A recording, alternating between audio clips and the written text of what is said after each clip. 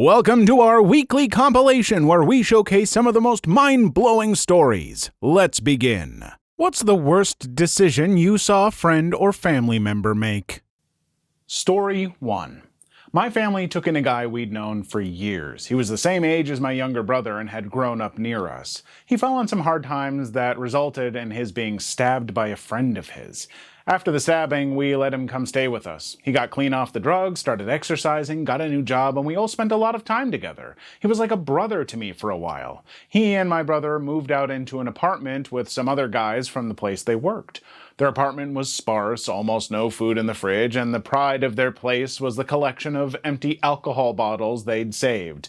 It was a bit trashy, but not unexpected for an apartment full of 19 to 22-year-old single guys. With the new freedom and money coming in from his job and money from the settlement of the stabbing, he started getting back into drugs. My brother was fine with the weed, hookah, cigarettes, etc., but started drawing lines when he saw harder drugs in the apartment. When my brother saw C for a second time, he started moving out. The other guys in that place followed suit because they were seeing the change as well. My brother told him that he needed to find new roommates to take over the lease. He brought in his drug dealer.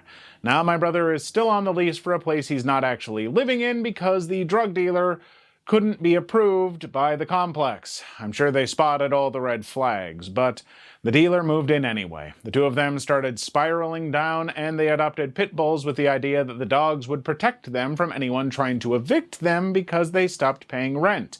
This guy had also been borrowing an old used car from the family of another former roommate, and now he refused to give it back.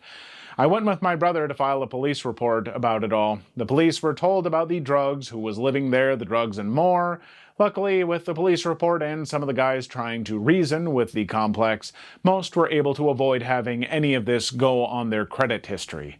I stopped talking to him. I think my brother has seen him maybe once or twice since then, and the guy seems to be doing better. He's married with kids now, and I haven't heard about any issues through the grapevine.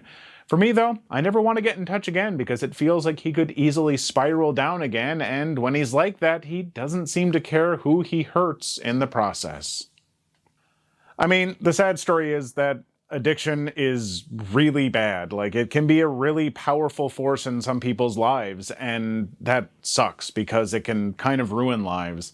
And I certainly have sympathy for those people, but yeah, once they start doing stuff like that to you, you're within your right not to want to trust them. So hopefully any of you who are out there struggling with addiction, anything like that, seek help, talk to people that you trust, go to rehab, whatever you need to do. But trust me, getting clean and living a better life is, oh God, this sounds so cheesy. It's a way better high than any drug. But it is. Story 2. Not an actual friend, but someone I grew up near and talk to when we see each other every year or so. After going through her second divorce, a friend decided she wanted kids, but never wanted to be married again. First husband didn't want kids. The last husband wasn't ready for kids quite yet, as they wanted to work on the marriage first, but they wouldn't get her pregnant right away, so she started divorce proceedings. She met a guy after work that she offhand mentioned she was wanting to be a mom. He mentioned offhand that he'd like to be a dad, so naturally that's how they started sleeping together with the singular goal to get pregnant. Literally, because he was the first guy she met that said he'd like to be a dad someday. Not exaggerating, this was a conversation I had with her, and this was her answer. 3 weeks later, she was pregnant and starts to decide she doesn't really like this guy, but she's so thrilled she's going to have a baby. Fast forward having the baby, he's such a great dad. Around the time the baby is 6 months old, she's absolutely miserable. They live together and he spends more money than they have on things like stereo systems for his golf cart, plus traveling on weekends with his brother to different golf resorts, while she's working, taking the baby to doctor's appointments and struggling to pay rent on their $600 a month apartment, etc. Turns out the baby needs extra medical care because it inherited some stellar genes from dad. Baby has the same issues dad had as a baby. By the time the baby was a year old, she was escaping with the baby to her family's home, 3-hour drive away, every single weekend. He starts to follow her out there occasionally and screams that she's trying to take the baby away from him, etc. She confides to me at this point that she absolutely hates him, but he's such a good dad. I'm not sure where she gets the standard for good dads, as hers was affectionate and contributed to the household chores and finances rather than draining his wife. Second birthday, she announces they're pregnant again because she always wanted two babies. He's proposed multiple times. She still won't marry him. What an unfortunate roller coaster. Growing up in a small town, though, this story is repeated with slight differences all the time. Honestly, I feel worst for the babies in this situation. Those kids growing up in a home where, I mean, granted, both these people want kids. The dad's not super involved, but wants to be kind of, I guess. But if they're not even happy as partners but trying to live together, that just feels like a breeding ground for like a contemptible relationship. And that stuff bleeds over and starts affecting kids. So, I mean, yeah, if you want kids, that's great. You should try to have them if you can, but this does not seem like the correct answer. Story 3. I'll write about this one till my dying day, if only so someone might avoid making the mistakes my sister made. Her first bad decision was playing follow the leader with a friend at work. She and the other girl both lost their jobs for time fraud. Second bad decision was in switching from weed to uppers. First it was minor stuff, and then she was using bath salts. A minor seizure seemed to snap her out of it, but by then she was used to the artificial high. She switched to Adderall. Her supplier got her to try other drugs, harder drugs. Adderall stopped working.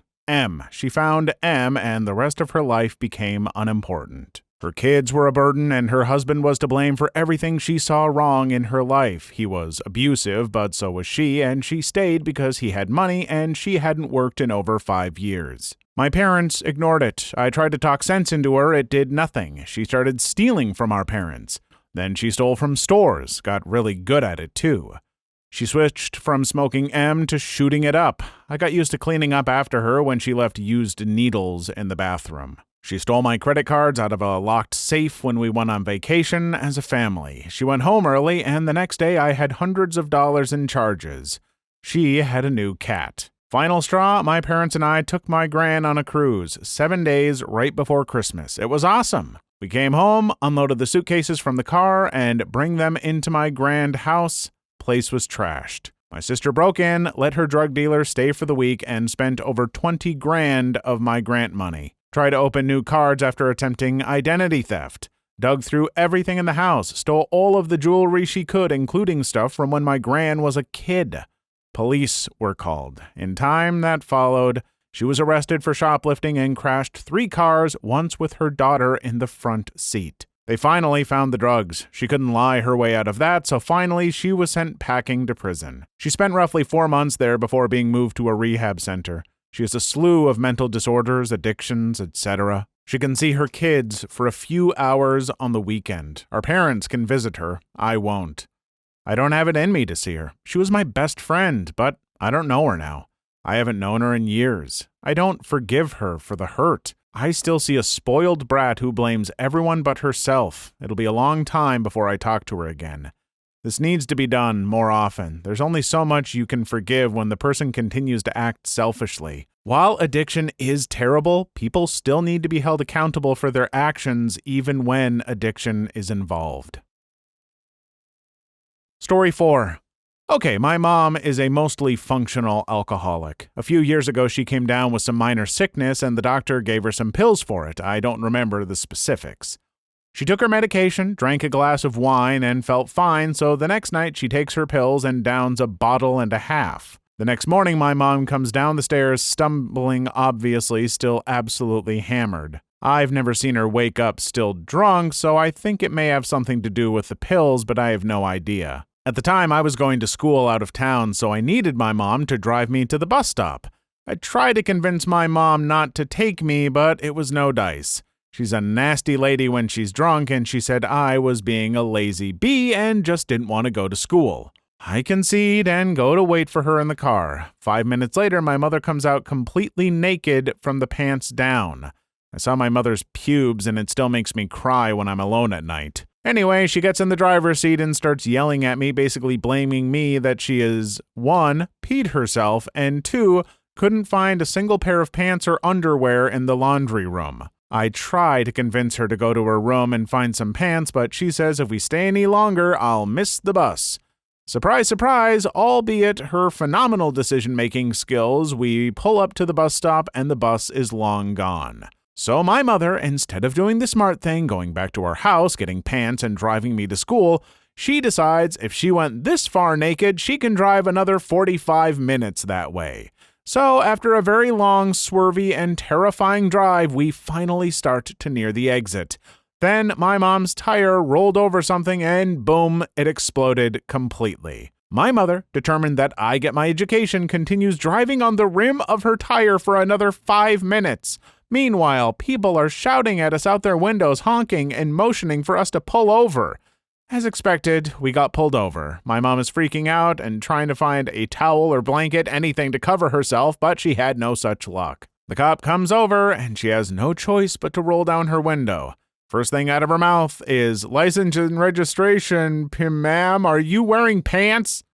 I feel very fortunate that all of my parents were recovering alcoholics and very, very good about it. And so I didn't have to deal with this kind of stuff. But I feel so bad for kids that do, because your mom, aside from, that being embarrassing for you and her, I'm sure, that's putting your life at risk as a kid. And, as a kid, you don't feel like you have the authority to stop your parents sometimes with that kind of stuff. So all my sympathy to this person or anyone dealing with that kind of stuff. You shouldn't have to. And if you can, tell someone that you trust, because that's just dangerous.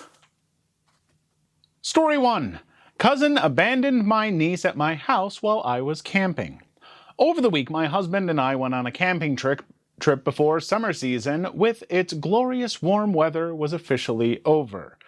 We weren't at home and had no cell reception where we were. We left Thursday, September 7th, and returned on Monday, September 11th.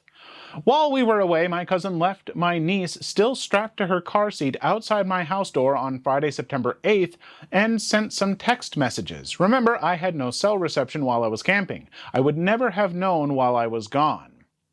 I saw the missed messages after I returned home. It wasn't a request to ask if I can help her. It was simply a message notifying me that she left my niece in front of my door along with a bag with her stuff for the weekend. She did not ask me beforehand if I could help her babysit. There was no possible way for me to know. Even if I knew, I would have still declined unless it was a medical emergency in the family and they had no other choice. I live in a rural area where everyone is on 30-acre plots of land, so no one knew my niece was there. I had no clue. The neighbors had no clue. My niece was literally abandoned in front of my house until Saturday noon when my parents came by to drop off my parcels that were delivered to their house.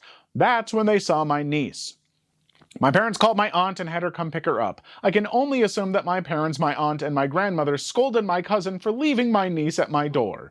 When I got home, all I saw was the initial text message telling me that my niece was dropped off at my place, then a string of very rude text messages and voice messages from my cousin calling me irresponsible for leaving my niece outside and endangering her, because what if the coyotes in my area attacked the helpless infant? I'm so frustrated. So you left on Thursday. The niece was left there on, I believe, Friday, and was not found until Saturday. So there was a child in a seat for a full day, which is horrifying.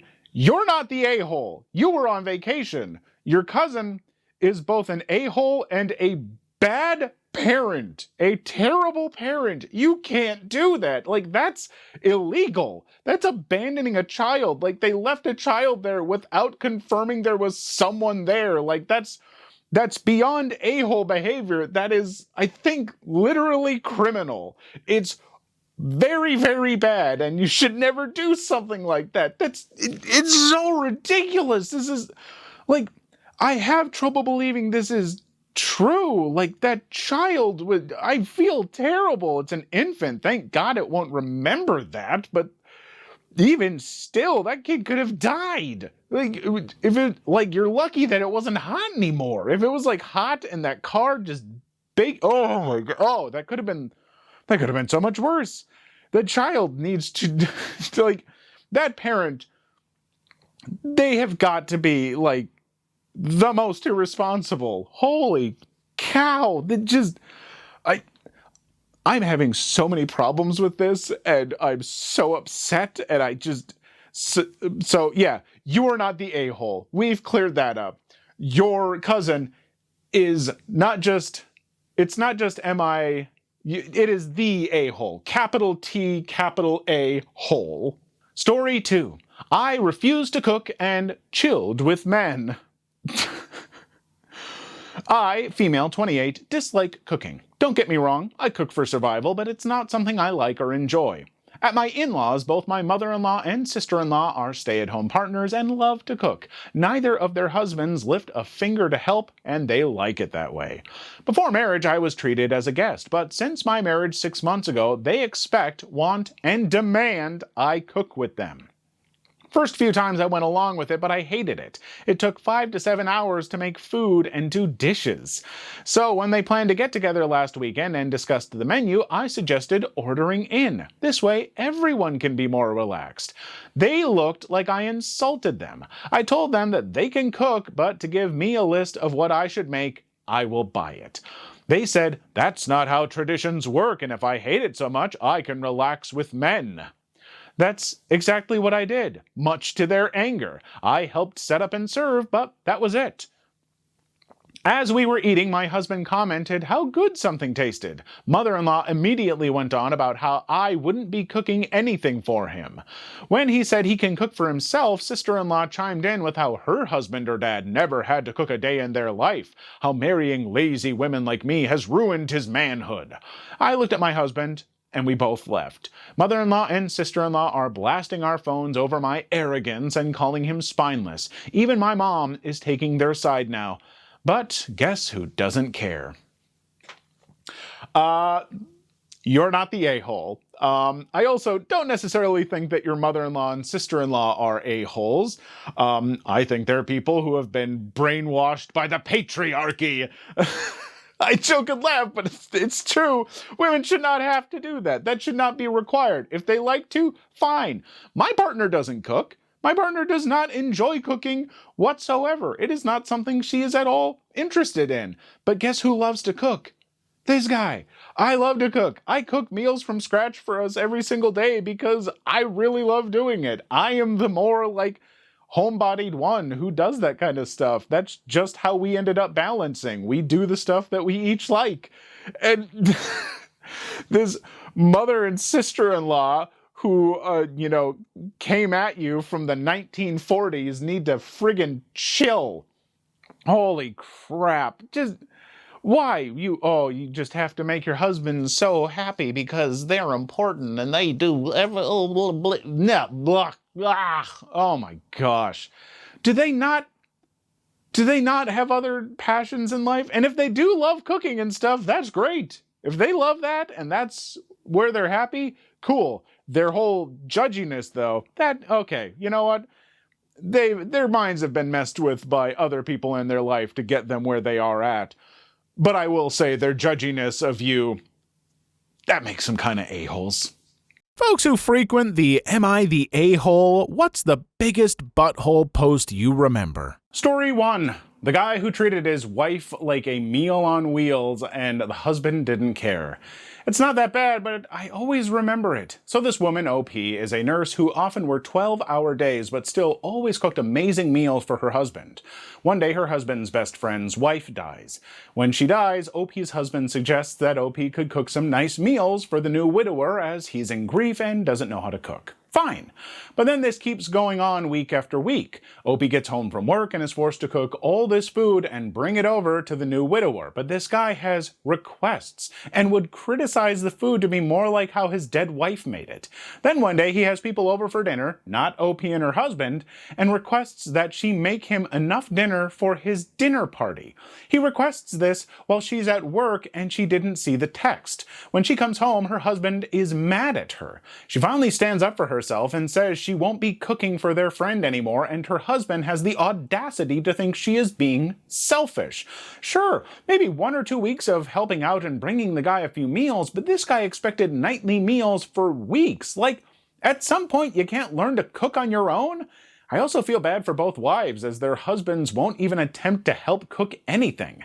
That makes me think of a somewhat similar one where a guy was asking his wife to make him meals for work, and the wife later learned that he was selling the meals to his coworkers so that he could buy some fast food he liked better, then got mad when the wife told him she would stop cooking these meals.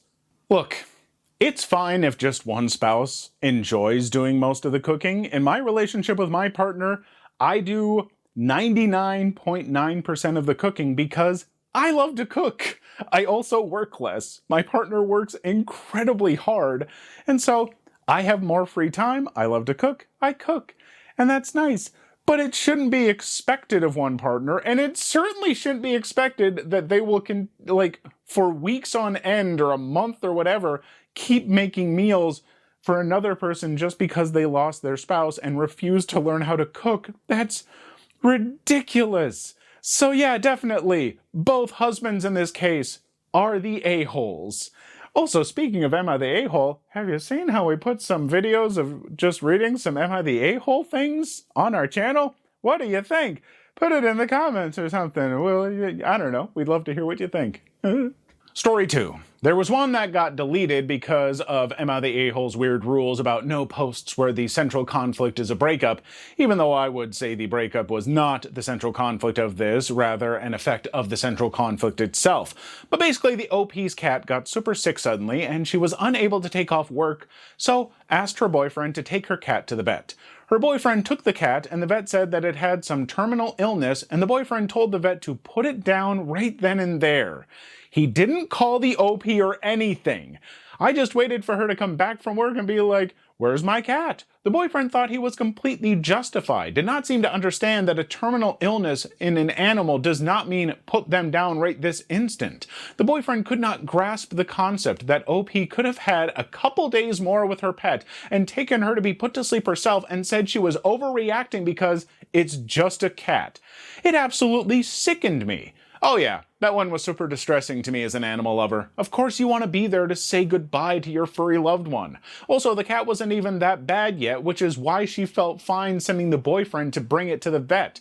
So I should have gotten at least a week or so to spoil it a little before saying goodbye for good. Oh yeah, no, I'm sorry. That absolutely constitutes breaking up with that boyfriend. That's unbelievably inconsiderate and kind of distressing that the boyfriend would be like, "Oh, the cat seems generally fine, but it has a terminal illness. Okay, put it down immediately." That's ridiculous. And yes, someone loves their pet. If one of my pets was taken to the vet and found they had a terminal illness and someone just put it down without letting me be there to comfort my pet and say my goodbyes, I would punch that person in the mouth. And I'm not a violent person, but I would lose my mind. That's unbelievably just so, it disregards people's emotions to such an extreme. I wouldn't actually punch someone. I'm just saying because I'm getting worked up because my pets are both right here behind the camera and it's making me really sad. Story 3. Women like having fun dancing around in nice lingerie while baking while home alone. Boyfriend surprised her with a visit with his family, including mother. He was shocked and angry at what she was doing, and the family was disgusted. They left. She was wondering if she was the a-hole, when all she did wrong was harmlessly enjoy herself while alone at home. Also, who surprises their partner with their family? Ridiculous. She dumped him, I think. Good for her. She did dump him. Story 4. There was one where a guy's nephew was about to be taken by CPS because the parents had both died within weeks of each other. I don't remember which of the kid's parents was OP's sibling. I think the mom was his sister. And OP's wife refused to allow the kid to stay with them because he accidentally hurt their cat when he was like 4 or 5 years old. He was like, "The foster system is terrible in my country, but my wife says no." Like, what? You psycho? Story 5. I remember this dude that had a wife who went to celebrate his birthday in another state because he can't handle the fact that his wife is depressed because her mom is freaking dying. He's expecting this woman to keep cooking, cleaning, and dressing nicely despite it. The mother-in-law died, and of course the wife was heartbroken, but the dude didn't cut his trip short. When he returned, she divorced him, and he was wondering if he was the butthole. How much of a brain-dead piece of crap do you have to be in order to not see that you're a butthole? He was wondering if he was the butthole. Yeah, dude, you're an inconsiderate butthole. You're unbelievably a butthole. Like, and oh my God, I've glanced at some of these folks. There are a number of stories like this of people who are just like, I don't know why you'd be mad. You should, I'm the main character. I just can't. I can't with these people. And I'm going to say real mean things that I don't mean. So we're just going to go ahead. The pet one put me in such a bad mood. Story 6. Oh man, I often think about the guy asking if he is TA for asking his pregnant wife to wear a diaper at night because she was disturbing his sleep whenever she got up to pee. Story 7. Girlfriend of a widowed father of 2. She moved into his place. He was still struggling with letting go of his late wife, so the girlfriend, in her eternal wisdom, decided to throw away all family pictures of his late wife one day when the dad was away because she felt it was time for him to get over it. He did not get those pictures back. They were legit gone forever. When she posted this on Am I the A-hole but didn't get the validation she wanted, she just doubled down instead. They all double down. Because they are buttholes. Story 8. The woman who reported the 17-year-old camp counselor because she wiped sand off her child's back, helped her other son out of the deep end of the pool, and caught one of the boys when he was talking off the playground. In all of these instances, she had to touch the boys, and Helicopter Mom felt she had the other motives with this physical contact. Also to note, the boys asked the counselor for help each time. Story 9. The kid that ruined his little brother's signed John Cena poster. The little brother had gotten it signed when he met John Cena during a Make-A-Wish event that was held for him. If I recall correctly, it was personalized and signed by the whole crew of wrestlers that were at that particular event, including a few other big names, so it was basically impossible to replace. Story 10. The guy who was mad at his friend with benefits wouldn't give $10,000 because he provided her with emotional support by listening to her rant about her ex a couple of times. We should charge him for reading his whining. I don't know if anyone should be friends with this person if they're going to be like that because, I provided emotional support by listening to you rant about your ex. She was a friend with benefits. That's something that you just do for friends. And you expected $10,000? I don't care if your job is a therapist and you felt that you were giving professional level advice while you were hanging out and she was just venting. If you didn't sign a contract or set it up as an appointment beforehand, you get no money. And now you get no more benefits, and hopefully no more friends, you butthole. Story 11. OP wasn't the butthole in this one, but her son was. Basically, she found out that her son was using her daughter-in-law as a stay-at-home maid. They had 2 kids, I want to say, and daughter-in-law did everything. Cooking, cleaning, childcare, everything.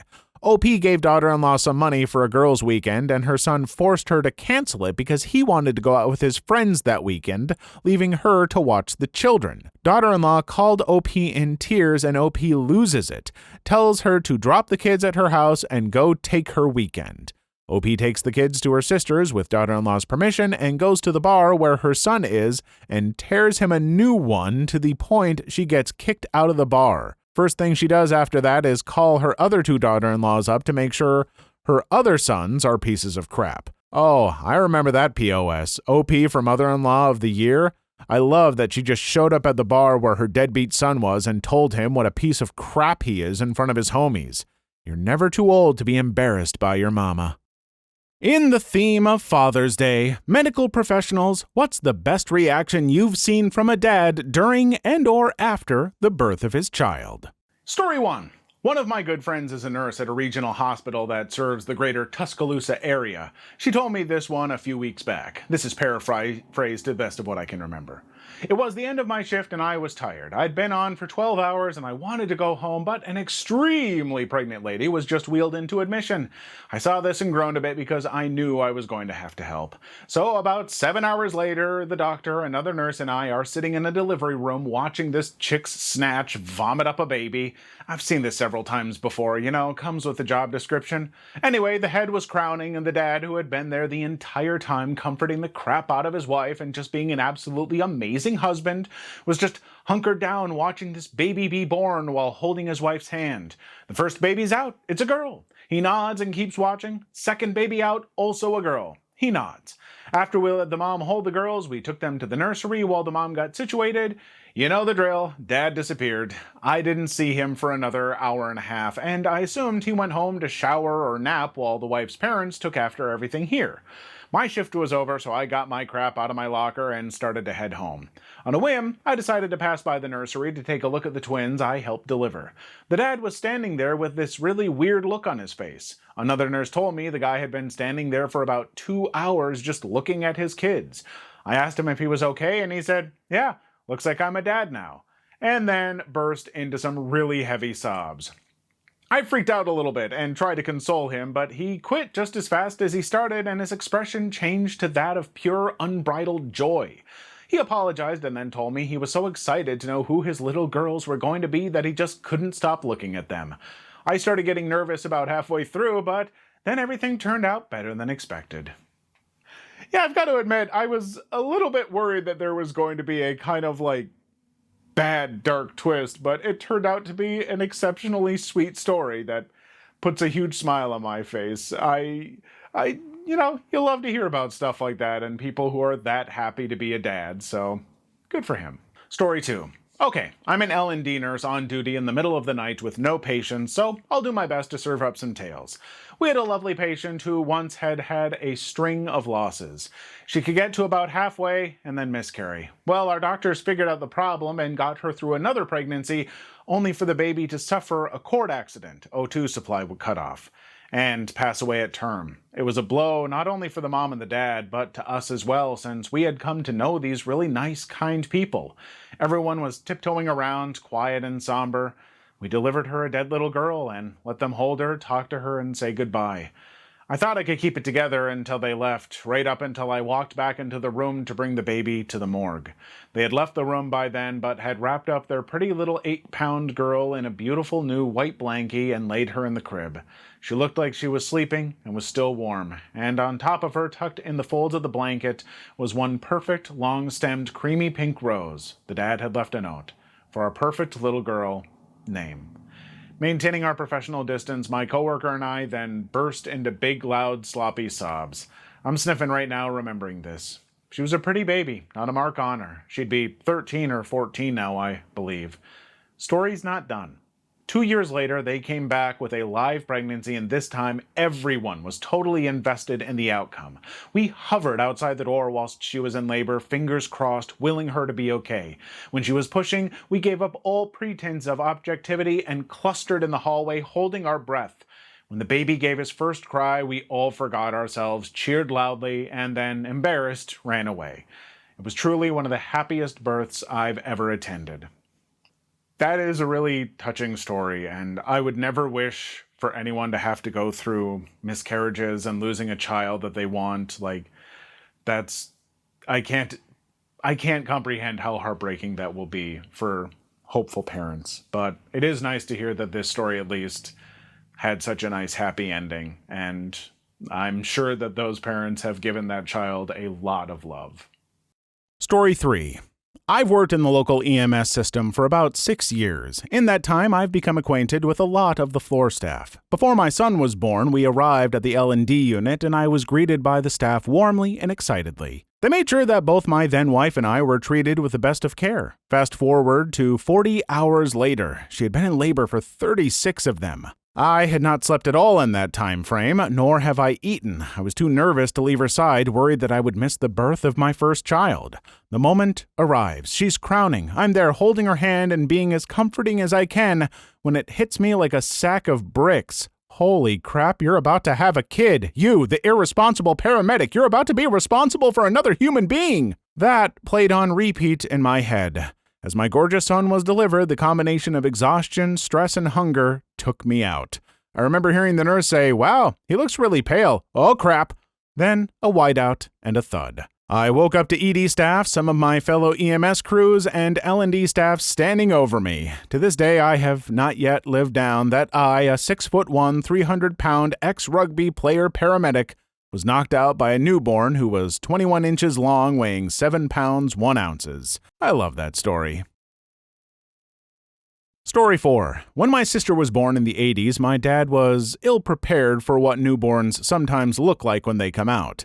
Newborn skulls are kinda squishy, so when my sis got squeezed out, her head got a little squashed and came out kinda conehead-like.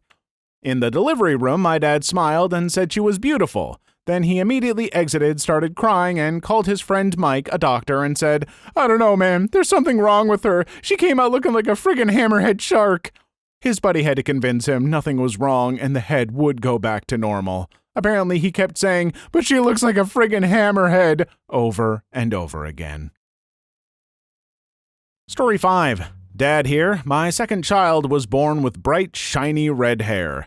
Neither me nor her mom have red hair. There are about 10 or 15 assorted doctors, interns, nurses, etc. in the room. One of the interns sees the hair and immediately says, "So, does red hair run in your family?" Every medical professional in the room sucks in a breath. They knew the dangers of asking such a question, probably from previous births. I looked the intern in the eye and said, "Yes, hers and mine." Everyone breathed a collective sigh of relief and immediately went back to what they were doing. Had I been quicker on my feet, I would have said something to the effect of, "No, wait, frick, I knew it," and stormed out while everyone glared evilly at the intern. It would have taught him a lesson. Okay, but like, show of hands, who would have done it not to teach that person a lesson, but, I mean, just because it would be kind of funny? I mean, I don't think that's too mean, right? That's not too mean. I don't know who I'm looking at. Nobody's here except my dogs. And they're, that's a bit of a judgmental look. Okay, maybe that's too much. Story 6. My dad was a singer when I was little. He'd sing to me before I was born. I always heard that the first time he held me, he started singing Brown-Eyed Girl, and I stopped crying to listen because I recognized his voice. I have a similar story. My dad likes to tell the story of how they handed me to him. I was wailing, of course, and he said, "It's okay, Daddy's here."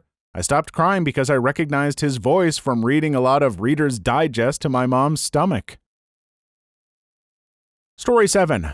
My mom loves to tell the story about my older brother, parents' first kid, being born. They got to the hospital around 2 a.m., and after the initial examination, the doctor said it was going to be a while still and disappeared. An hour or so later, the nurse says it's getting to be time, so she goes to find the doctor and can't. He's not answering pages, anything. There was a trash can at the foot of the bed, and my dad started freaking out, yelling about his first kid being born straight into a trash can, and what a horrible start to life that is. Another nurse calmed him down just in time for the doctor to show up yawning. He'd fallen asleep somewhere, and nothing was waking him up. Story 8. My dad decided to tell me all the gory details of my birth one day. I was a breech baby, so I came out butt first.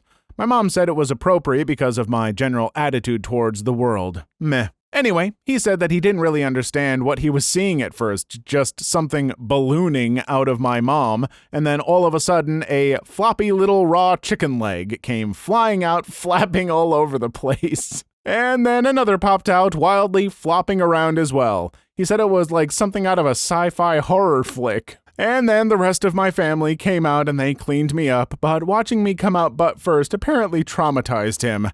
He always gets this look when recounting the story.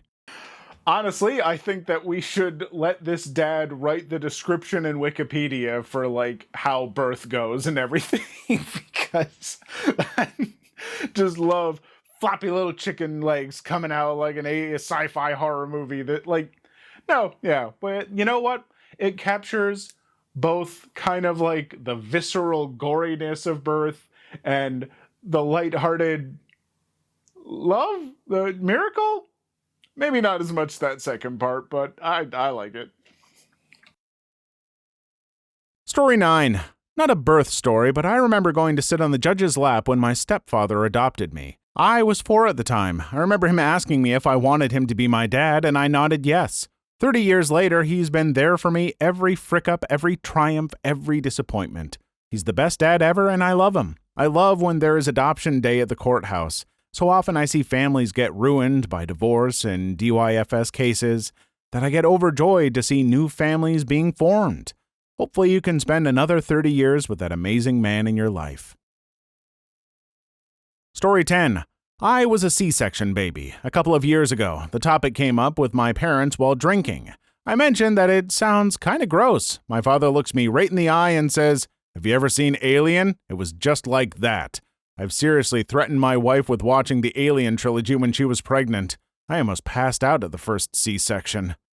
I too am a baby of the cesarean section, but I was coming out butt first, but sadly for me, no chicken legs flopping out, so they had to cut my mom open to let this big baby boy out.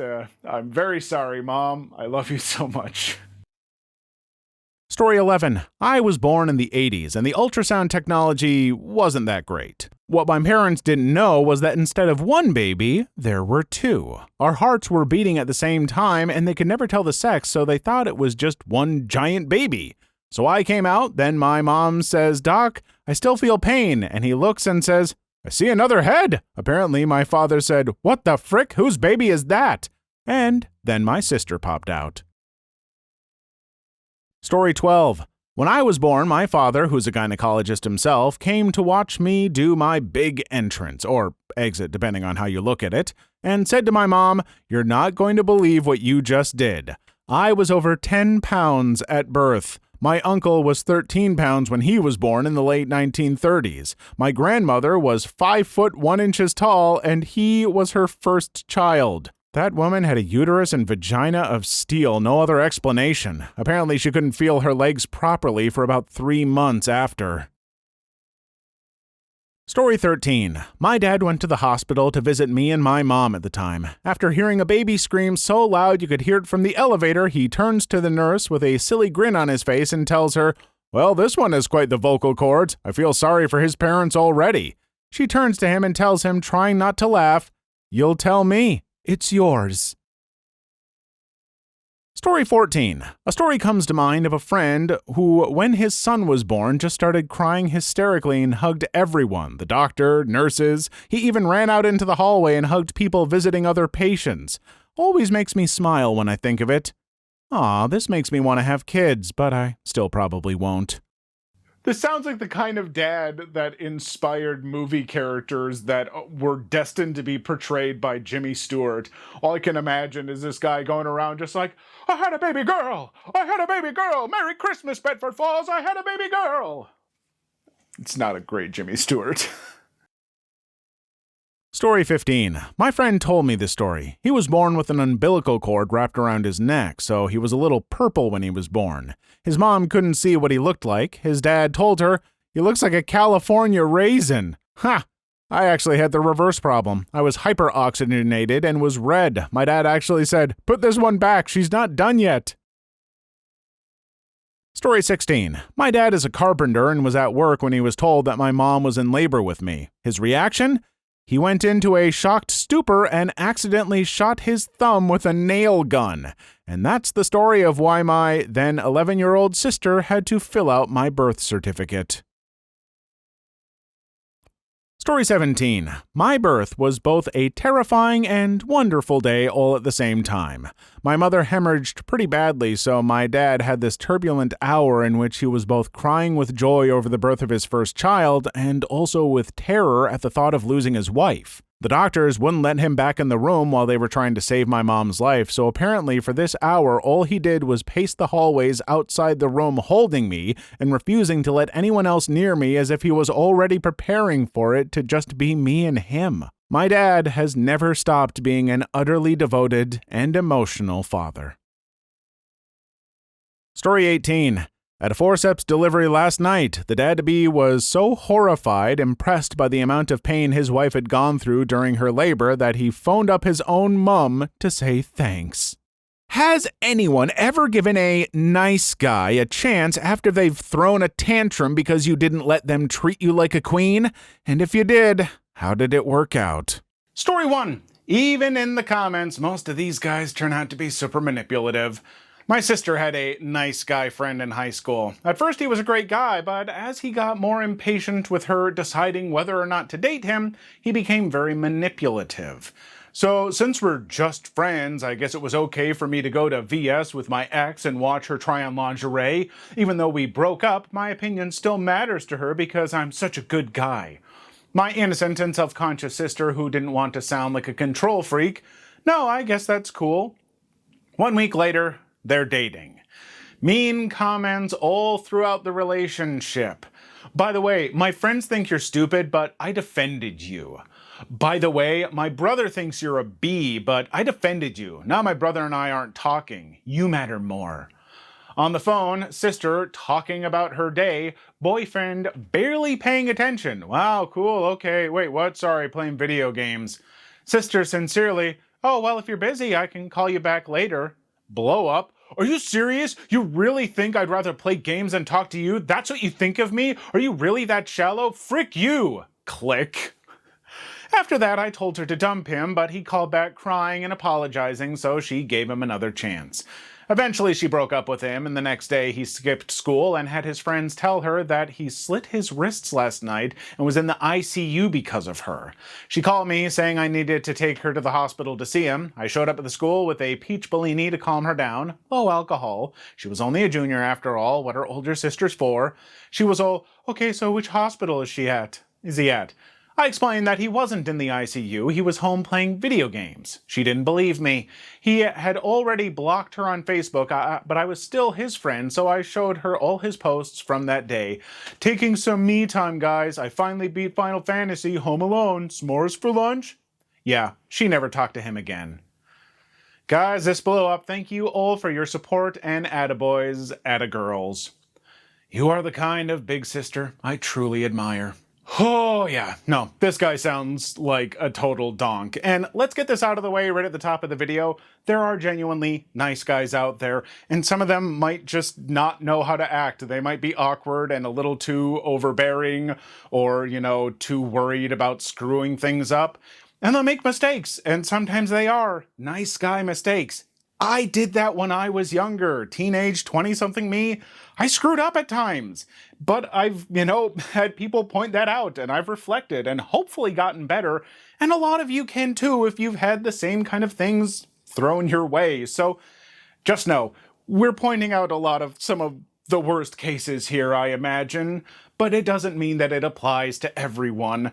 And for a lot of you, you can improve yourself. You can get better. Just take feedback and all that stuff, all right? There. Story 2. Yeah, it was my first and last Tinder date. I went to the guy's house, figured it would be safe since he had 2 roommates. He lived with these roommates for 6 months, and when I asked him their names, he couldn't tell me. First red flag. I was like, how? Any sane person would give some attempt to learn their roommates' names. It's not like he was in the basement suite. He shared many common areas with them. When I got there, his house was barely furnished. There was a large TV in the living room and no seating whatsoever. He quickly scrambled upstairs to get 2 child-sized egg chairs and planted them in front of the TV. The TV was playing a movie that was mostly adult entertainment, super inappropriate for a first date. I figured he was trying to get me frisky. It just made me uncomfortable, as did the egg chair I didn't fit in. He promptly signaled for me to come sit on his lap. I figured it might be more comfortable than the chair I was in. At one point he went in for a kiss, and I thought, what the heck, might as well try to enjoy myself. It was awful. All I could feel were his teeth and his lizard tongue punching my uvula. I actually had to hold back gags. After that, I waited about 15 minutes before signaling that I was going to leave, mostly to preserve his feelings. So, after the date, I messaged him saying I couldn't see a second date happening. I was as nice as humanly possible. He lost it. You're just a W. Didn't want you anyways. Now you're showing your true colors. And then switched to, I love you though. I was gonna bring you to Greece. He flip-flopped between those two states and called me, no answer, every 3 minutes until I blocked him on everything. I deleted Tinder. I read uvula as vulva and was wondering how bad he could have been it was making you gag. Oh, yeah, no, I mean, if you're doing that to the point where it's making someone gag, whoa. But on a more serious note, yeah, these people where anyone that says that they're a nice guy, first off, if you go around telling people that you're a nice guy, or you complain to women that, as soon as you're rejected, you're like, women always say they want a nice guy, but then one comes around.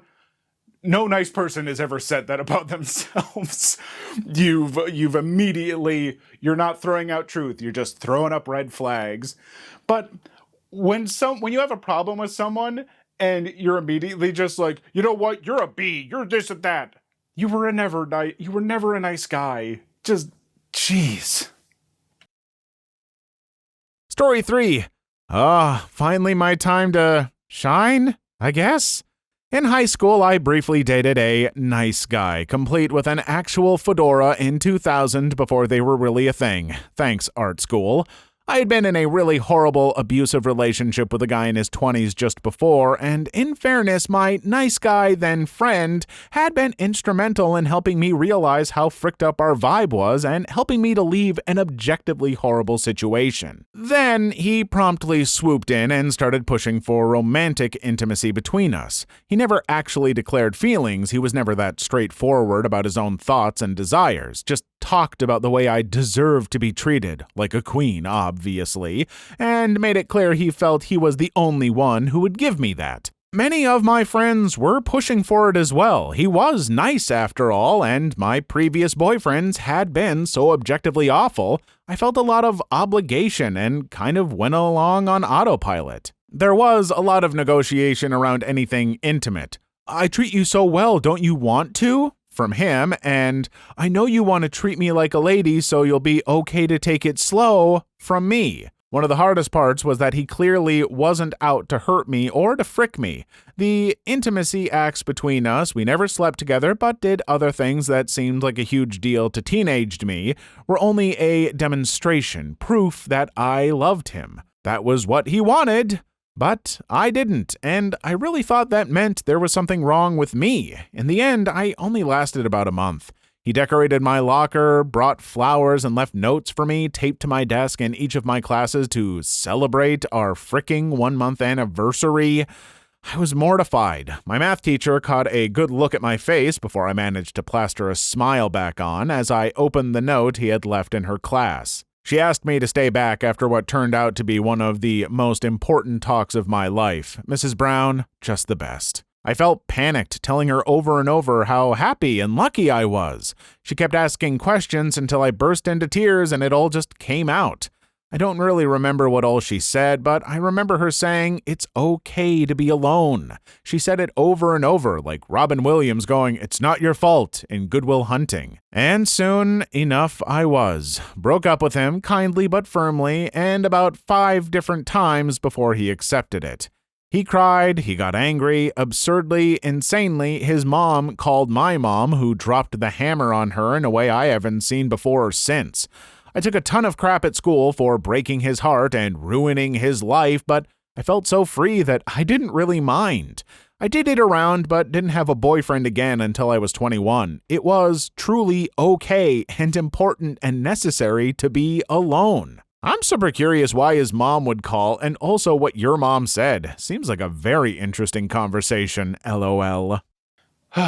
Folks, just try not to push for relationships. Like, if you express interest in someone and they're not reciprocating, just badgering them or being like, come on, look how nice I am, look how nice, don't you want to be with someone who's like excited to be with you and wants to be with you and stuff?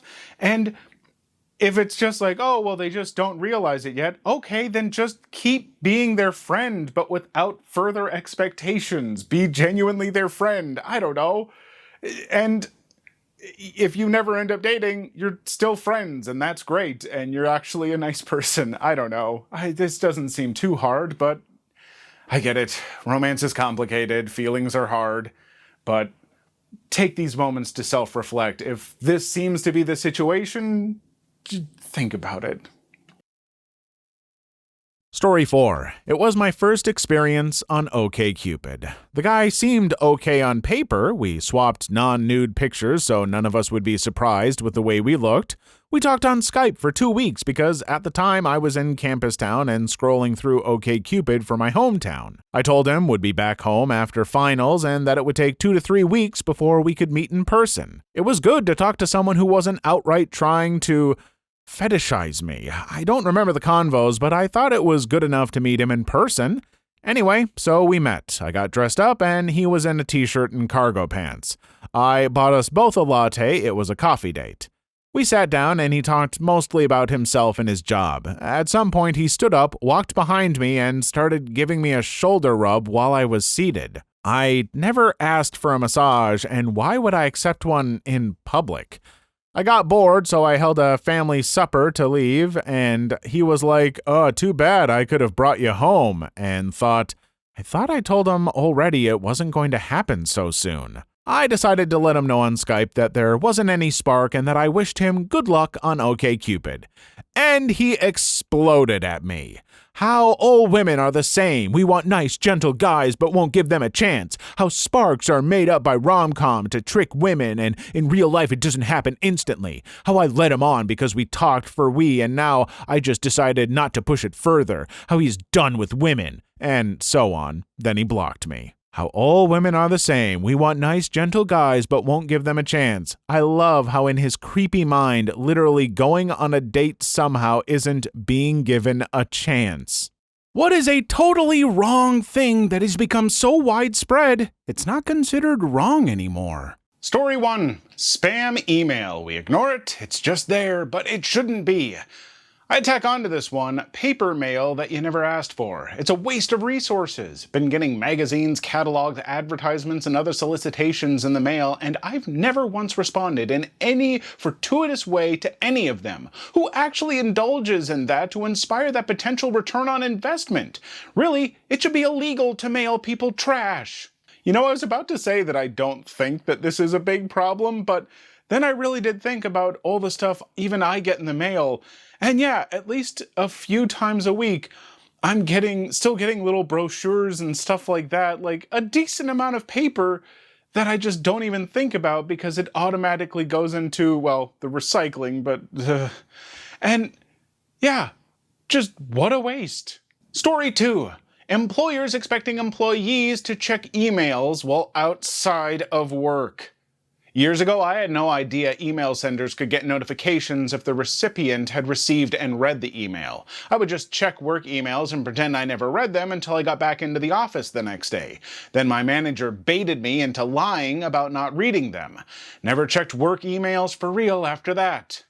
How? What email service? I do not know how or which email services, but yeah, this is a thing, just like text messages and direct messages, like given a little check that says that it's been read and stuff.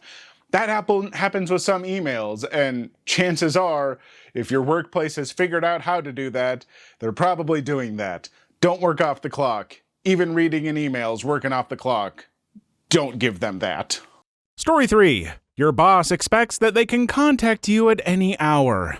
I had a pretty good boss who rarely contacted me outside of work hours unless it was important. I work 12 to 8 p.m. and stay up late. At 1 a.m. I got a phone call. "Hey, everything okay? I'm really sorry to call. I stayed late to organize a storage closet and I just locked myself out. I figured you'd be the only person with keys that might be awake. I'll be there in 10 minutes. I'm clocking you in for an hour for this."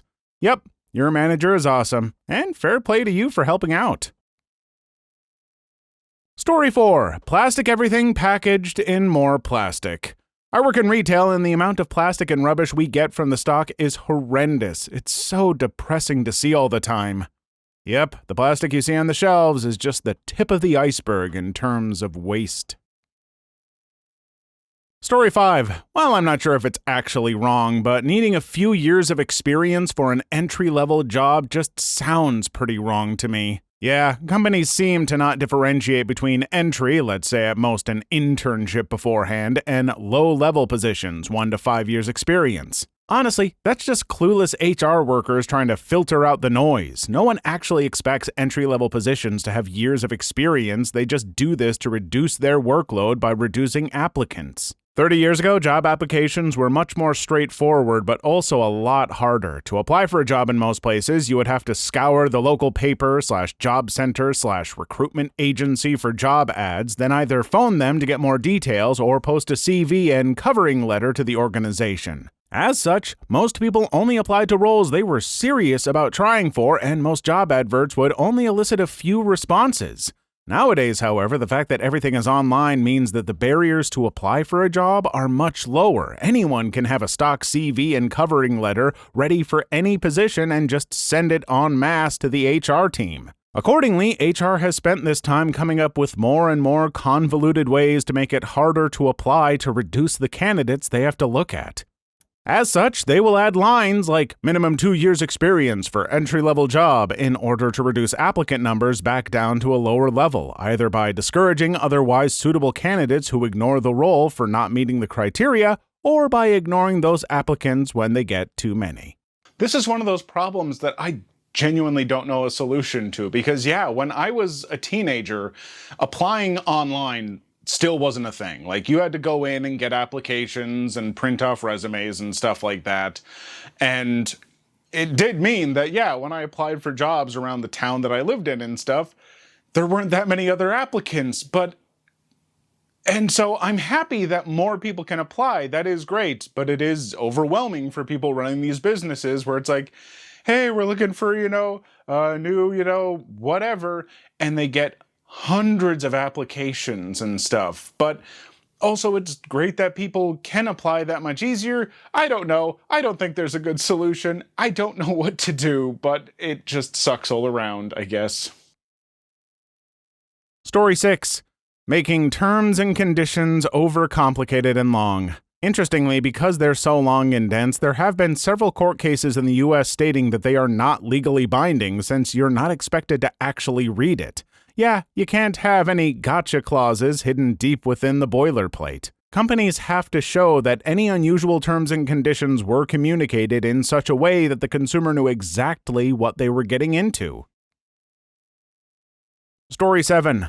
A job making you seasonal/part-time but works you at least 40 hours every week, never giving you full-time wage or insurance. 39.5 hours every week. I worked at a big box store that would send us home early if we were close to going over the old 39.5. They would also have us take a day off in order to kill overtime if we had stayed late during the week. Story 8.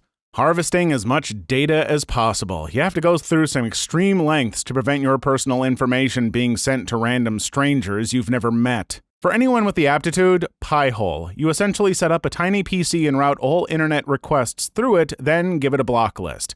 Nothing connected to your network can complete requests to domains on the block list. Phone, PC, smart TV, washer, fridge, etc. Nothing. I honestly can't remember the last time I saw an ad, and it can block anything trying to phone home in the background as well. Bought a Samsung TV, and setting it up required making a Samsung account. They know by the time you unbox it and place it that you have really no recourse but to relent and provide your account info. Effing extortion. Oh man, you mean I have to figure out fairly simple technology that there are probably things for online, but I also have to have the ambition to do this? I'm just gonna let them take my data. I don't know. I can't.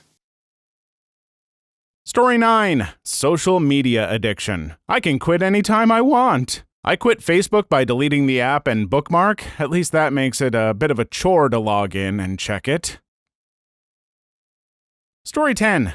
Does anyone else think it's weird that we all know that our clothes, electronics, and pretty much anything else we buy is made by sweatshops or literally slave labor, and everyone seems to be fine with that? Edit. Wow, I didn't expect so many people to read and respond. To everyone saying there's nothing average people can do about it or asking me what average people can do about it, there are a few simple things you can do. Shop less, don't buy things you don't need, shop secondhand, take care of the things you have, make them last. Write your legislators and write corporations themselves and let them know what they're doing is not okay. Not everyone can be perfect and do everything, but everyone can do something. Yes, what the F? And worse, I'm not even sure what to do about it for the most part. I think that's the point, though. I don't really think most people are fine with it.